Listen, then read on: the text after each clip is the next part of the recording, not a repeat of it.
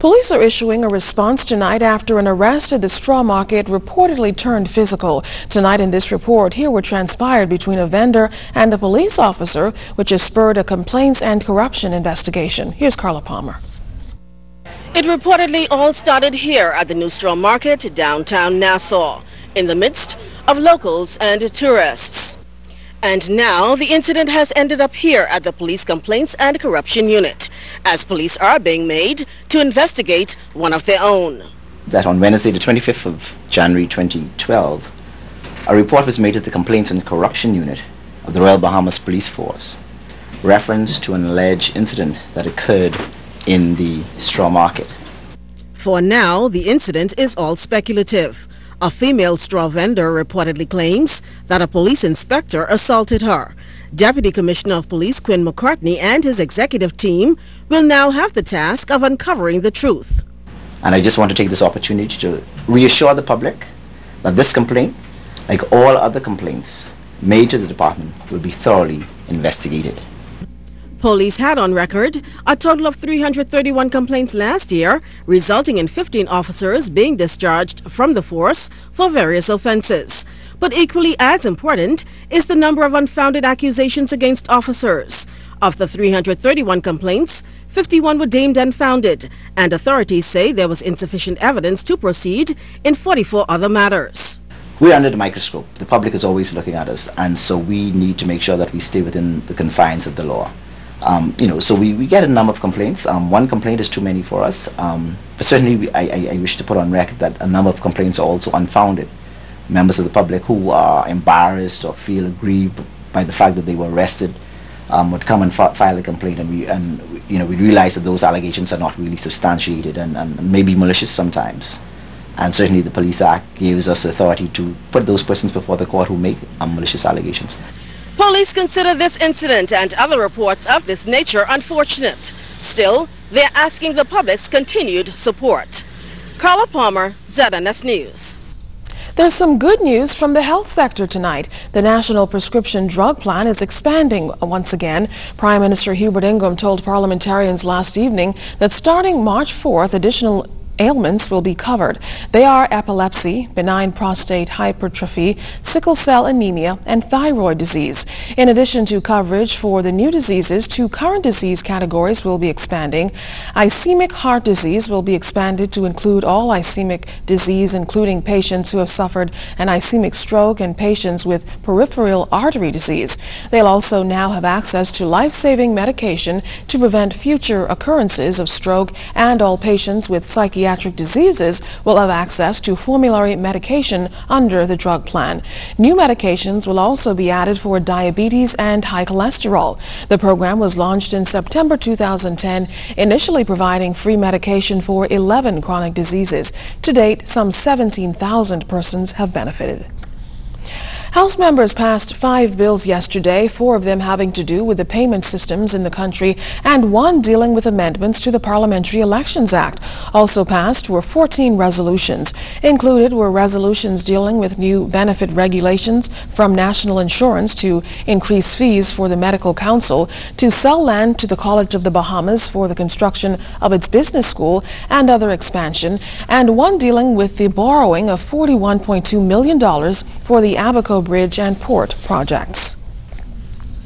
Landco, the owners of the Bozine Town land, have agreed to swap off the 30 acres for 80 acres in Abaco. According to the Prime Minister, once a conveyance for the Bozine Town land is received from Landco's attorney, Wayne Monroe, residents' land ownership will be regularized. Before adjourning to Monday, February 6th, House members also paid tribute to the late former Governor General, Sir Clifford Darling, who, in addition to serving as Governor General, was the longest-serving Speaker of the House of Assembly. The government is placing food security high on its agenda. The Ministry of Agriculture is continuing with the successful Agribusiness Expo throughout the country. Cyan Thompson gives us more in this report. Step by step over the last several years, the Ministry of Agriculture has been fostering ways to implement strategies that will lead to food security in the country. It's by no means an easy or overnight feat. However, agricultural officials have been making strides toward achieving that goal. One of those initiatives is the Agri-Expos held in New Providence and the Family Islands. The 2012 Agri-Expos has expanded to include Bimini, Anagua, and San Salvador. Minister of Agriculture, the Honorable Larry Cartwright. The theme of the Expos this year is progressing towards food security, and this will be emphasized at each event. It will be a reminder of our needs as well as our progress and determination to improve and grow the sector. Meantime, Minister Cartwright highlighted ongoing work within the ministry and the new initiative to be launched. Among the ministry's initiatives are the creation of Marine Protected Areas, or MPAs, the institution of closed fishing seasons, the embryo transfer program, the maintenance of a dedicated infrastructural development program, collaboration with fishing processors in developing a fisheries improvement plan, and the enactment of the Animal Control and Protection Act.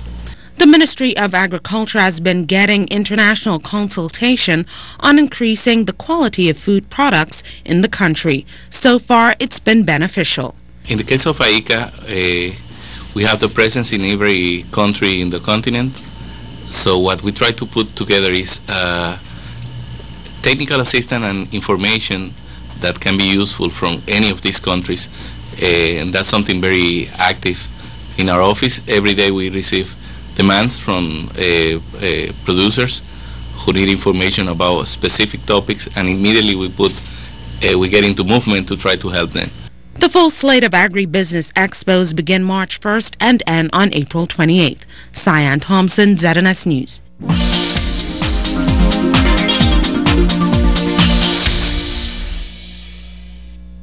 Welcome to tonight's edition of the Business Beat, sponsored by Royal Fidelity. Good evening, Bahamas. I'm Altaviz Munnings. Let's take a look at what's making business news today.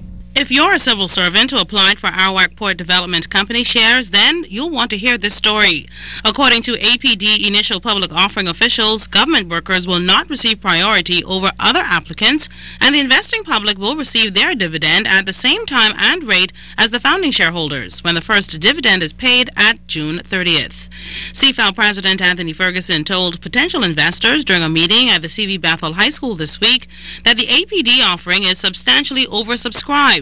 But the good news is everyone will receive their minimum investment of 50 shares once all applications are completed.